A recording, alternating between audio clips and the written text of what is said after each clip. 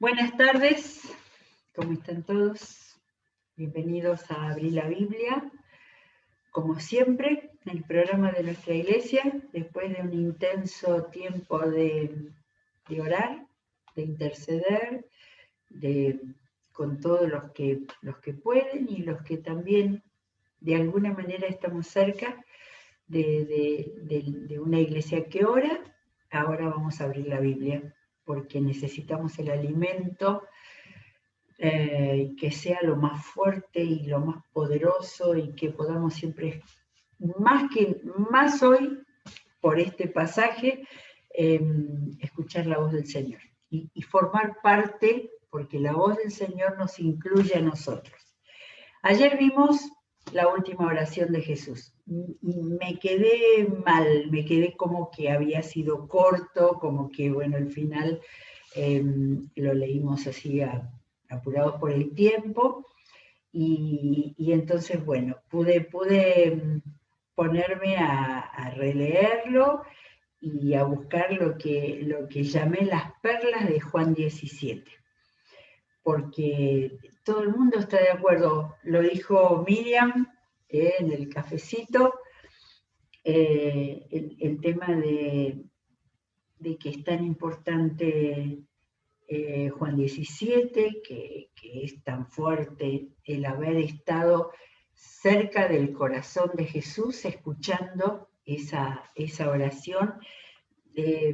Bueno, me gustaría tanto saber cómo la escuchó Juan, dónde estaba, bueno, todo eso, que vaya a la posibilidad de nuestra imaginación, porque la imaginación creo que nos ayuda a entrar más en esa actitud de escucha que tenemos que tener cuando leemos la palabra para realmente tomarla, ¿eh? y hacerla nuestra.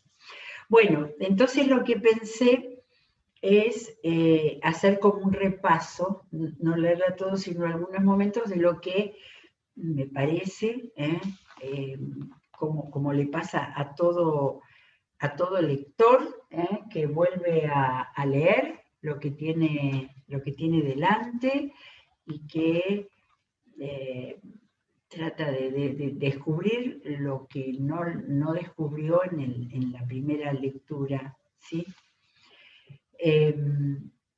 Las perlas de Juan 17. Jesús empezó diciendo Padre, y nunca dejemos de lado la forma en la que el escritor, en este caso Jesús hablando, mucho más importante, pero también cuando los escritores de las cartas, por ejemplo, dicen una palabra, un vocativo, o sea, le llaman a quien le están hablando. Y entonces lo primero que le presté atención es, comienza diciendo Padre, después en la mitad del versículo 11 dice Padre Santo, ¿sí? Ese adjetivo que le agregó al Padre Santo. Después dice Padre solo en el 24, y en el 25, en el último párrafo, le dice Padre justo, ¿sí? Así que de ahí, alguien que le guste hacer devocionales, aquí hay todo un elemento, la forma en que él se dirige a su Padre, ¿sí? Al gran yo soy. Y en la Biblia tenemos un montón de referencias a eso. Bueno, lo primero que hablamos bastante ayer era el tema ese que le dice, glorifica a tu Hijo para que tu Hijo te glorifique a ti. Y entonces busqué a ver, entender, y Jesús habla de la gloria del comienzo, de antes de la creación, cuando hace saber, porque esto está hablado para que nosotros lo leamos, no quedó oculto, hace saber de la gloria desde el comienzo de la obra de la creación, de la obra que Jesús estaba terminando de 3 años de predicación, de milagros de Dios, de cosas sobrenaturales, de atención a la gente, de encuentro con la gente, de resucitación, de todo lo que él había hecho. Y la gloria de la redención que él iba a hacer posible 2 días después. 2 días después. De manera que tiene un contenido, glorifica a tu hijo para que tu hijo te glorifique a ti, porque de esa, no sé si está bien decir conjunción, es la gloria de Dios, del Dios creador, del Dios que amó el mundo y vino, se hizo hombre, y del Dios redentor, y del que volverá, pero acá no habla de la vuelta. Bueno, esa era una primera nota.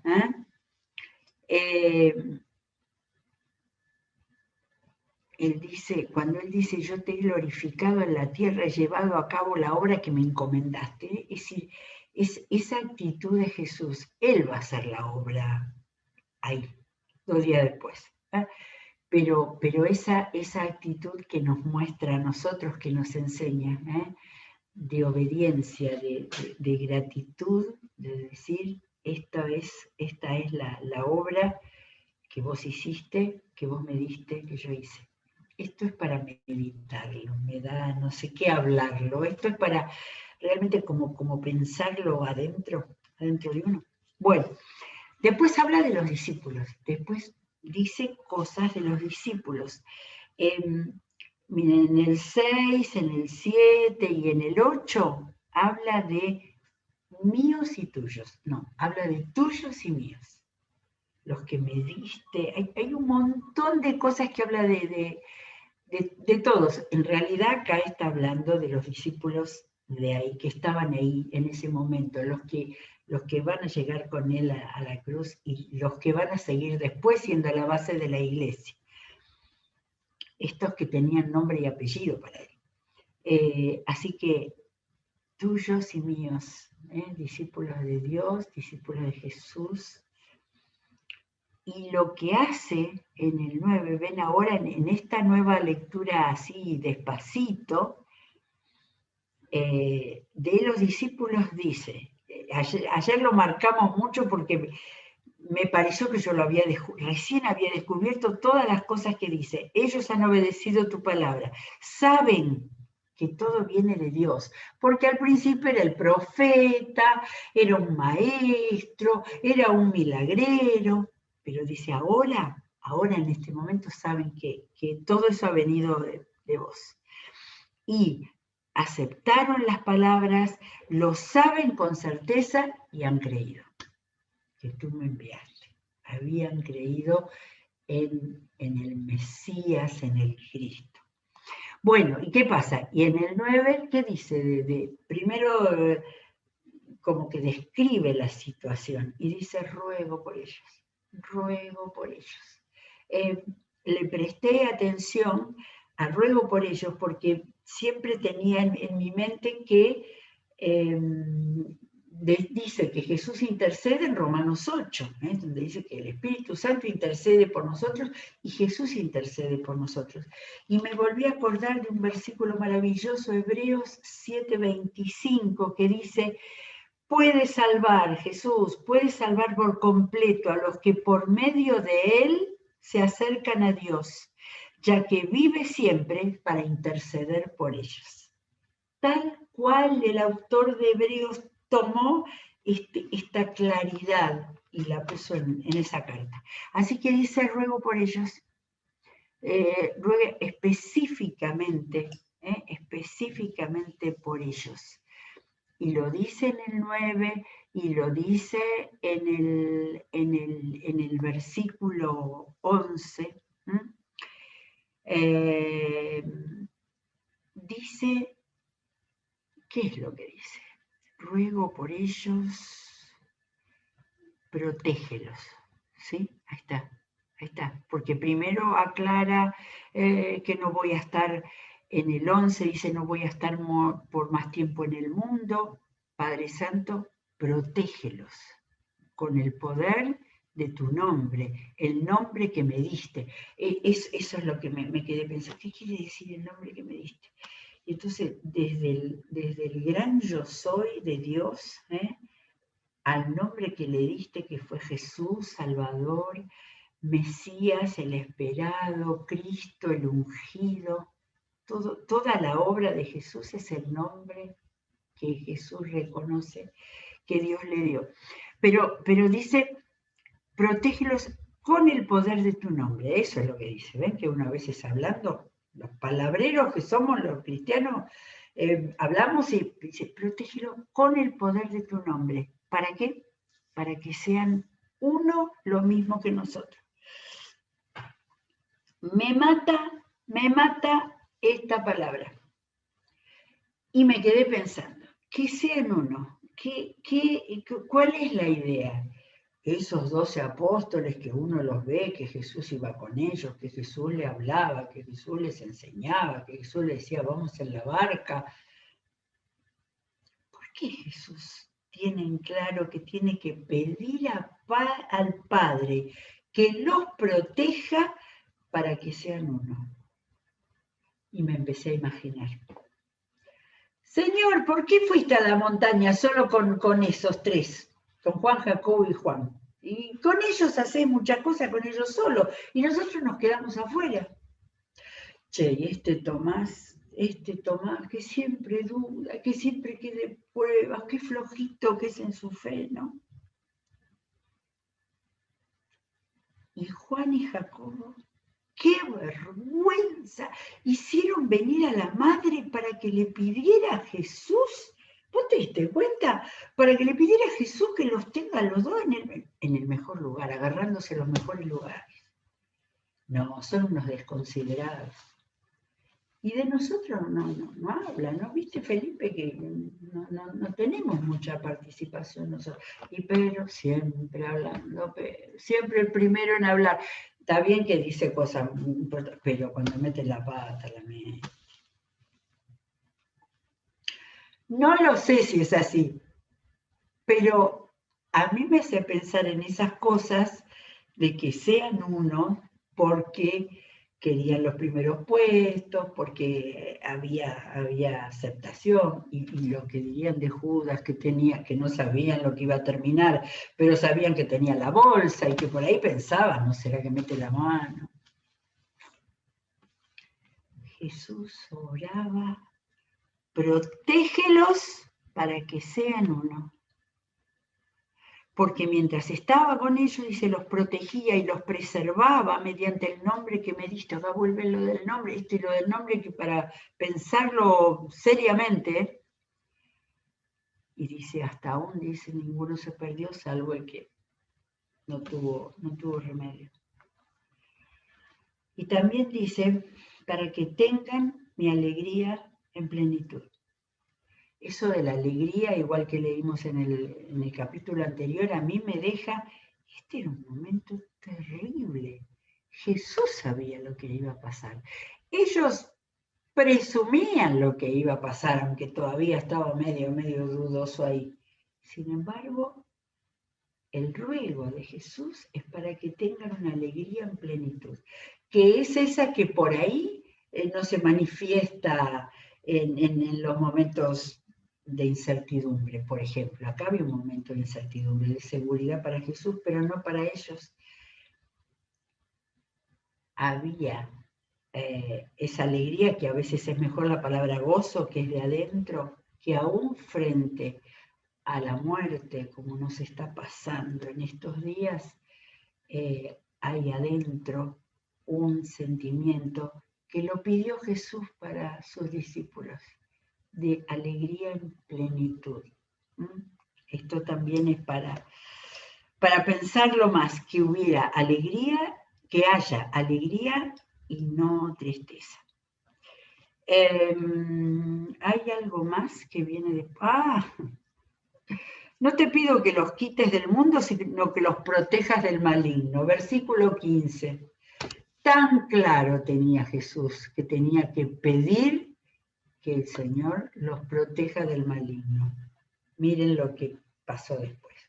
Pedro, con todos los que se fueron a su casa. Y en relación con eso, cuando 16 dice, no son del mundo como tampoco lo soy yo. ¿Sí?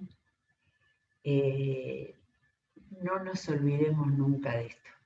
En un momento en que hay desazón, angustia, temor, todo lo que produce el confinamiento, todo lo que produce la falta de relaciones, desde los chicos hasta los más grandes, todo eso, nunca olvidemos que no somos del mundo, igual que Jesús, que somos, no de la vida terrestre, pero que pertenecemos a otro mundo, al reino de los cielos, al reino de Dios. Todo eso me parece que sale de acá, que sale muy fuertemente de acá. ¿Qué más? Después tengo, bueno, cuando pide por nosotros, Dios mío, ruego por los que han de creer, el 20, por el mensaje de ellos. Acá está marcando, después va a decir la gran comisión, pero acá está marcando, ellos van a creer por el mensaje de los discípulos, ¿sí? Si no hubiera sido todo lo que pasó en el libro de los Hechos, hoy no estaríamos creyendo nosotros. Pero ¿qué pide? De nuevo, por segunda vez, para que todos sean uno. Acá siento el peso de toda la historia del cristianismo. De lo que siempre demostró era falta de unidad, exceso de crítica, aferrarse a una doctrina y pelear con el otro que tiene más énfasis en otra doctrina. Hoy hasta estuve buscando porque recuerdo que cuando fue el aniversario de la Reforma y leímos sobre los reformadores, hubo uno de ellos, uno de los famosos, pero no encontré cuál era, que murió en una batalla, que se estaban peleando dos facciones de la Reforma. De los suizos, creo que fue en Suiza, de los suizos peleaban contra los alemanes. Y ahora tenemos más denominaciones que también se cuestionan por lo que enfatizan, por lo que... No tengo más nada que decir, más que volvamos a leer la última oración de Jesús que dice, yo les he dado la gloria, yo les he dado la gloria que me diste para que sean uno, así como nosotros somos uno. Yo en ellos y tú en mí. Y la oración de Él les permite que alcancen la perfección, no dice individualmente, cada uno, en la unidad. La perfección en la unidad. Eso me da un poco de tranquilidad, porque no es que va a ser tan fácil camino, proceso, como se usa tanto ahora, proceso. La perfección en la unidad. Y que la unidad significa, mientras acepto al otro, mientras digo, bueno, el Señor les habrá revelado, eso sentirán ese camino y ya hemos visto cómo Dios usa todo en su reino. Todo y a todos, ¿sí? Bueno, que el mundo reconozca que tú me enviaste y que los has amado a ellos tal como me has amado a mí. Y acá es la primera vez que toma el tema del amor de Dios. Creo que hasta ahora estaba Jesús profundizando en la identidad. Él hablaba de la identidad de él con el Padre, porque apuntaba a que nosotros tomáramos la identidad con él. Y de ahí con el Padre, por supuesto. Bueno, quiero que el 24 dice, quiero que los que me has dado estén conmigo donde yo estoy. ¿Qué estaba pidiendo? ¿La cruz para ellos? No, él solo iba a pasar la cruz. Él solo iba a resucitar. Pero él dice que vean mi gloria. Que tomemos en cuenta, que no dejemos de pensar. No como la iglesia que estableció a un Cristo crucificado, que ahí aparece y el Señor no está crucificado y ya resucitó, ¿sí? Pero que sí recordamos.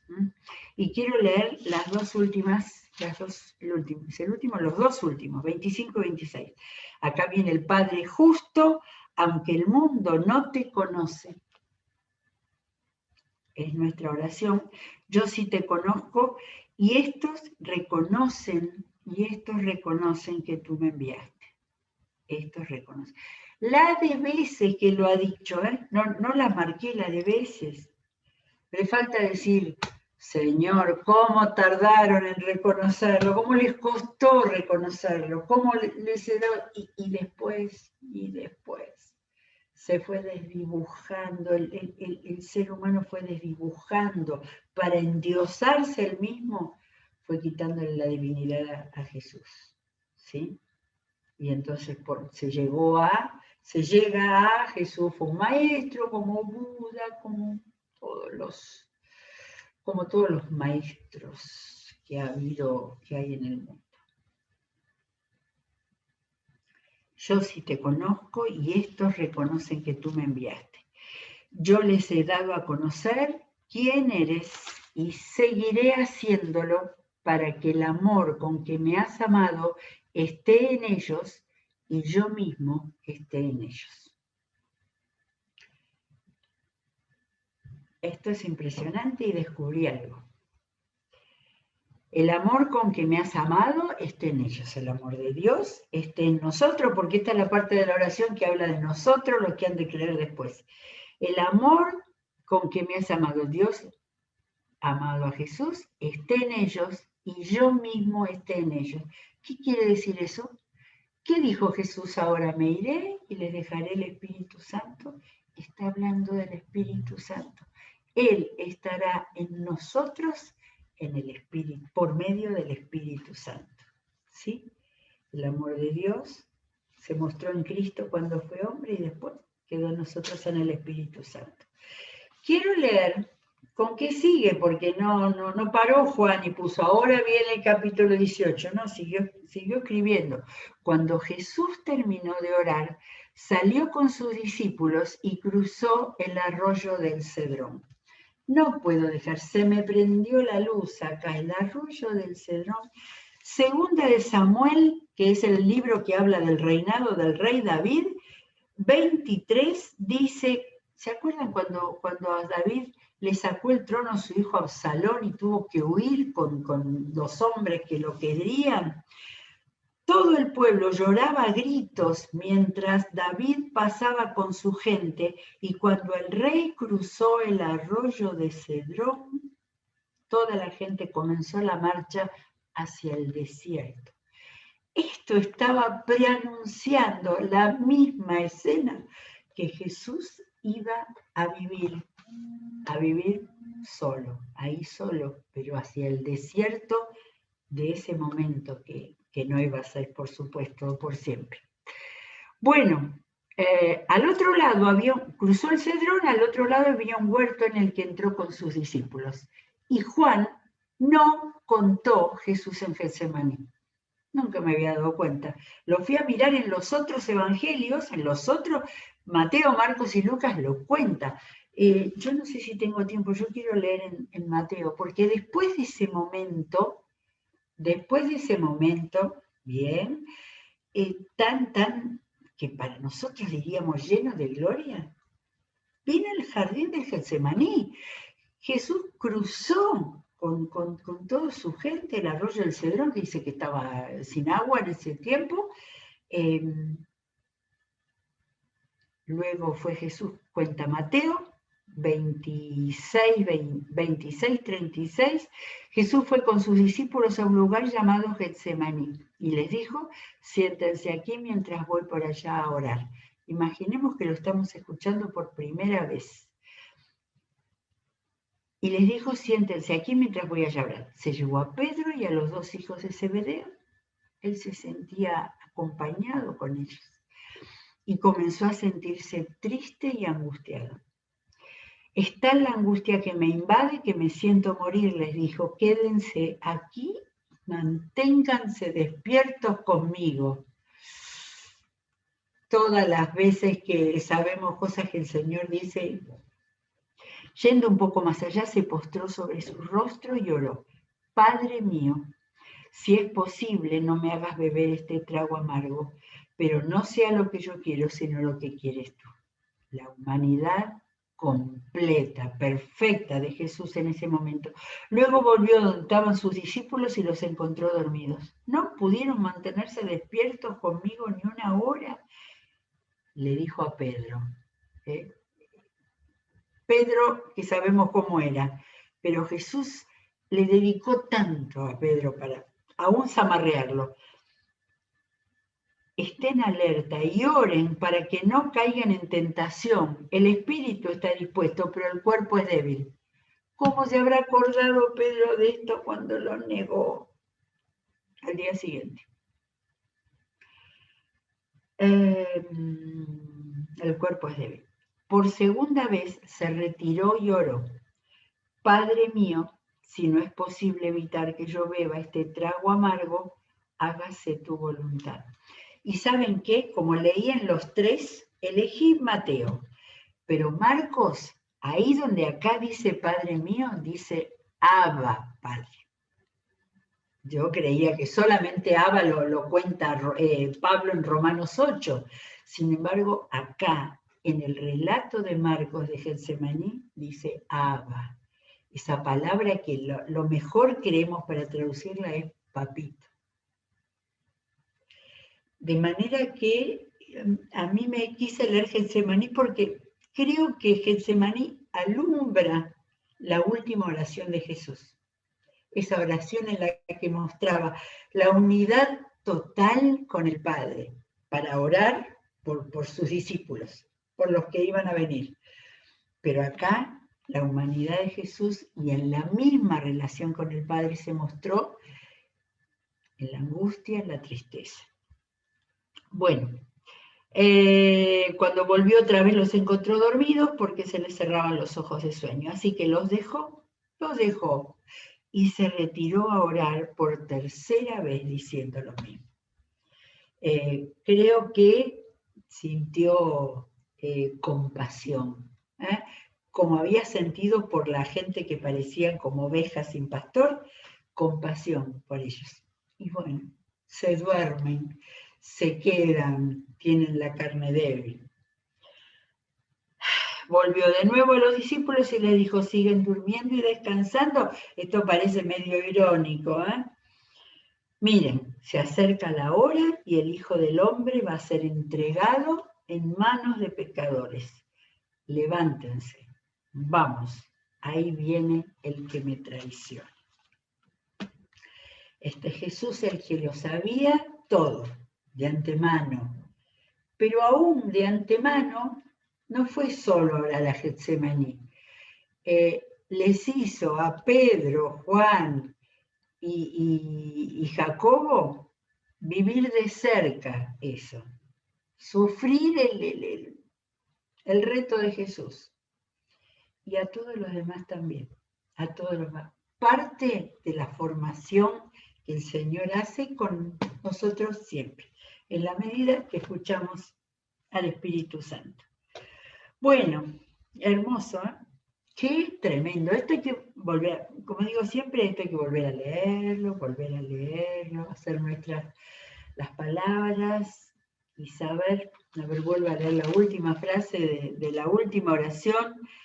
Padre justo, aunque el mundo no te conoce, yo sí te conozco, y estos, todos nosotros, reconocen que tú me enviaste, y yo les he dado a conocer quién eres. Podemos conocer a Dios por medio de Jesucristo. No nos alcanza solo el Antiguo Testamento, no nos alcanza saber que Él es el Padre, porque el Padre se hizo hombre para ser el Salvador, el Redentor. Yo les he dado a conocer quién eres y seguiré haciéndolo, para que el amor con que me has amado esté en ellos y yo mismo esté en ellos. Ese ellos somos nosotros, así que tomémoslo en el nombre de Jesús, porque para eso nos dejó su palabra, para que podamos leerlo todas las veces que querramos y que necesitemos. y esto compartámoslo con los que no conocen, con los que no conocen a Dios ni conocen a Jesús. Muy bien, terminamos por hoy. Vamos a seguir mañana si Dios quiere y vamos a buscar más en la palabra, lo que Dios nos muestre que tenemos que leer y compartir. Que Dios los bendiga, será hasta mañana.